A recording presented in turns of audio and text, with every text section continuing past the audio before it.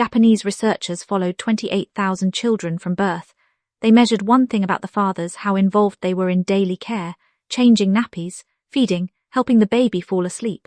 The children whose fathers did these things regularly had measurably different brains at age 3, better motor skills, better problem solving, better social development.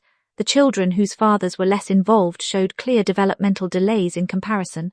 28,000 children. One finding. Sodha breaks it down today. Here is what most people do not know about the Japanese father. Japan has a cultural archetype called the salaryman, a father who works extremely long hours, comes home late, and is largely absent from daily childcare. There is a wide gap between the contribution of mothers and fathers, and a disparity between the ideal images of fatherhood and fathers' actual behaviors. These are two conspicuous features of parenting in Japan. In other words, Japan knows this problem from the inside. And it is precisely because of this tension between the absent salaryman ideal and the emerging research on father involvement that Japan has produced some of the world's most detailed data on what happens when fathers do show up. The study was based on data from 28,050 children from Japan's largest birth cohort. The degree of involvement was measured based on how frequently fathers participated in tasks such as changing the baby's diaper, feeding, or helping the infant fall asleep. Not grand gestures, not quality time adventures or weekend trips. Nappies, feeding, sleep, the most ordinary, repetitive, unglamorous tasks of early infancy. And these tasks, done consistently by the father, produced measurable advantages in every developmental domain measured at age 3. Father involvement is essential for child development and family well-being, with active engagement linked to fewer behavioral issues and better educational and social skills. But here is what the Japanese research added that most Western studies miss: fathers' active involvement in childcare during infancy may promote young children's development partially by reducing maternal parenting stress. It works two ways simultaneously. The child benefits directly from the father's involvement. And the mother, less stressed, becomes more present and emotionally available, which further benefits the child. One father changing nappies creates a ripple effect across the entire family's development. Playing is the most frequently reported activity in which Asian fathers were involved, but the Japanese research suggests this is where the opportunity is being missed. Play is wonderful, but it is the routine care tasks, not the play, that produce the strongest developmental advantages in the data. A father who plays on weekends, but is absent during the feeding, bathing, and settling to sleep routines, is missing the specific interactions that the research identified as most developmentally powerful. So here is exactly what to do starting tonight. Pick one routine care task and make it yours permanently, not occasionally, not when you happen to be home early. Permanently. Either the bedtime routine, bath, settle, sleep, or the morning routine, dress, feed, transition. Own one of those two completely. Every night or every morning you are the person who does it. Not helping, not assisting, doing. The research is clear that consistency matters more than intensity.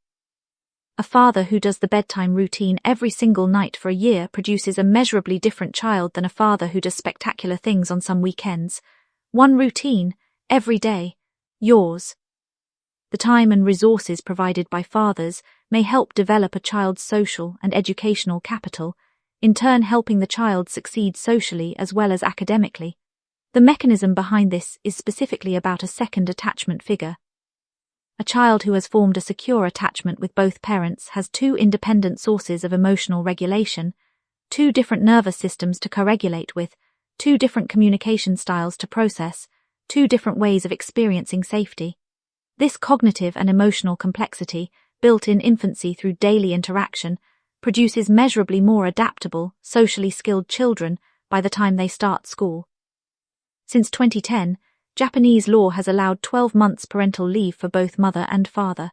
According to the latest estimates from Japan's Ministry of Health, the rate of fathers taking paternity leave has reached 17.13%. Japan is actively trying to close the gap between its research findings and its cultural practices. The government is not doing this for ideological reasons. It is doing it because the developmental data on children with involved fathers is compelling enough to drive national policy change. When a government changes law based on parenting research, that research is worth paying attention to. 3 specific things the Japanese research identified as highest impact father involvement activities in infancy. Not play, not education, not activities. First, being the person who settles the baby to sleep, the repetitive, patient, physically close task of helping a baby transition from wakefulness to sleep. Second, being the person who feeds, whether bottle or spoon-feeding a baby, the eye contact and responsiveness of feeding builds attachment. Third, being present during bath time, the warm water, the physical handling, the close contact of bathing is one of the richest sensory bonding experiences available in early infancy. Western fathers often describe their early infant involvement as feeling useless.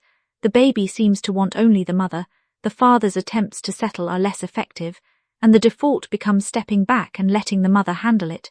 Japanese developmental researchers have a direct response to this. The inefficiency is the point. A father who persists through the baby's initial preference for the mother, who keeps showing up for the nappy, the feed, the bedtime, is building something that cannot be shortcut. The baby's nervous system is learning that this second person is also safe, also reliable, also capable. That learning takes repetition. It takes showing up when it is hard and when it does not feel like it is working. That is exactly when it is working. You do not need to restructure your work schedule tonight. You need one task, the same task every day. Bath and bedtime if you are home in the evenings.